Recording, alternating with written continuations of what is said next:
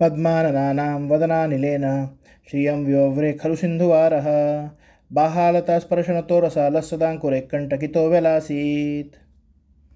पद्माननानां म्हणजे पद्माप्रमाणे कमलाप्रमाणे मुख असलेल्या स्त्रियांच्या वदनानिलेन, वदन म्हणजे मुख, अनिल म्हणजे त्यातील वायू म्हणजे फुत्कार, सिंधुवार म्हणजे निर्गुंडी वृक्ष, श्रियम म्हणजे शोभा, व्योव्रे म्हणजे मिळवली, खलु म्हणजे खरोखर, बाहालता स्पर्शनतः म्हणजे भुजांच्या रूपी लता वेली त्यांच्या स्पर्शाने, रसाल म्हणजे आम्रवृक्ष, अंकुरैही म्हणजे अंकुरांनी, कंटकितः म्हणजे काटेरी असा, वेलासीत म्हणजे शोभून दिसला.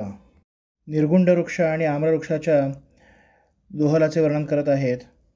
व्यंकटनाथ दंपती येत असताना त्यांना वनामध्ये निर्गुंड वृक्ष आणि आम्रवृक्ष दिसले. कमलाप्रमाणे मुख असलेल्या सुंदर अशा स्त्रियांच्या श्वासाच्या स्पर्शाने निर्गुंड वृक्ष हा बहरून गेला आणि त्यामुळे शोभून दिसला. तर या सुंदर स्त्रियांच्या भुजारूपी वेलींनी स्पर्श केल्या गेल्यामुळे आम्रवृक्ष देखील मोहराने अंकुराने तरारला.